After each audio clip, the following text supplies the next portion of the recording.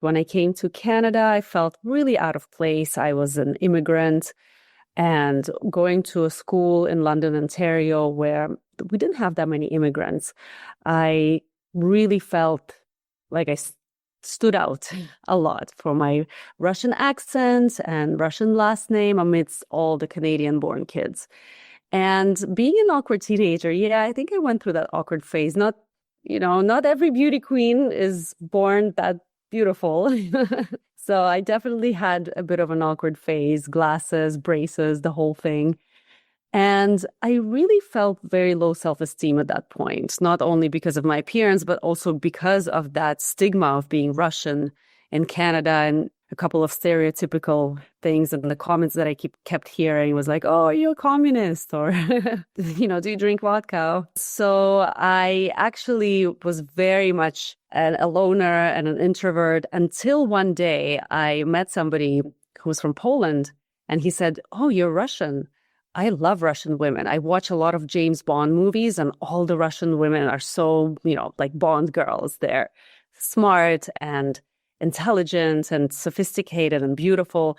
And all of a sudden I had this choice to think of myself in this whole other way. And I realized that it is a choice how we view ourselves. And if we can just change the vantage point, if we can find a different perspective on anything, we can always choose the one that suits us and serves us best. So I dropped that whole immigrant victim story and I chose to be a Bond girl. And from then on, I went on to compete at Miss Universe. Competing in the pageant was a dream come true because I watched it for several years prior, and the glamour and the fact that it was so international really drew me to it. And my goal really was to just be able to walk across the stage wearing the Canada sash and be able to tell my grandkids that one day in the future, to tell them that your grandmother competed at Miss Universe as Miss Canada. And that was kind of like the dream that I had going into it. And that's what kept pushing me forward. And it's interesting to note as well that I am the first immigrant ever to win the title of Miss Universe Canada and the title of Miss Universe, because usually women were born in the country, but I was not born in Canada. I was born in Russia.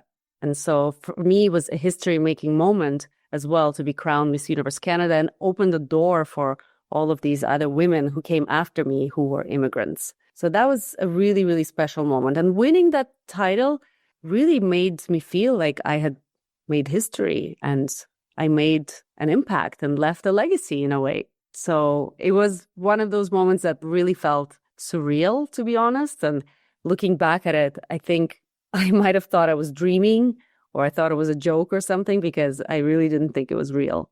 I never really truly believed that it was going to happen that way, because of course I believed anything is possible, but I really just wanted to be there. I wanted to have an impact on stage. I wanted to get to the final round so I can give my final statement and answer the final question.